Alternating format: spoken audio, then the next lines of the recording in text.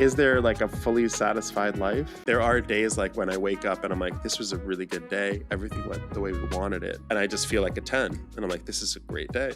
And this is maybe how I work long term. That's why I can do it so long, is you look at like the little things to make your life happy.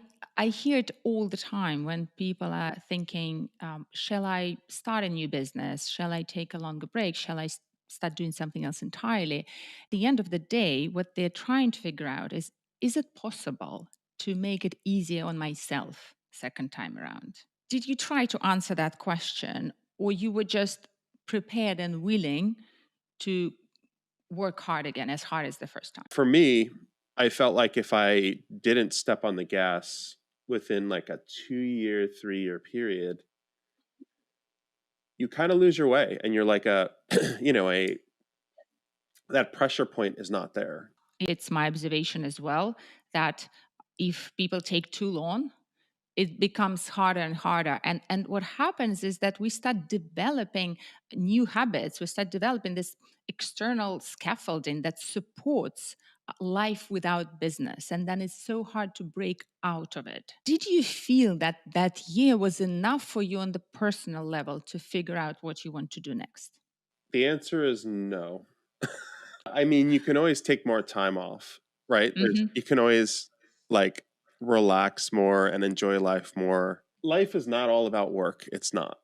But if you're not pushing yourself in an uncomfortable way, you tend to not want to do that again. I understood my own psychology where I said, hey, psychologically, part of like what an entrepreneur is like putting that pressure on yourself to make something amazing.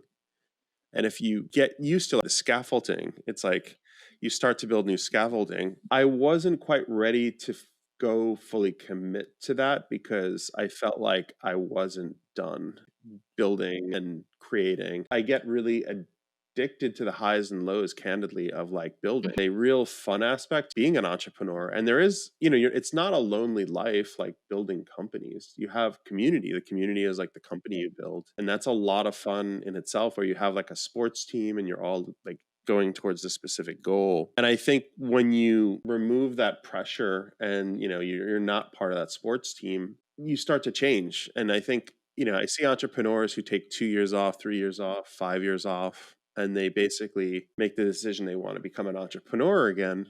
It's almost like a new relationship.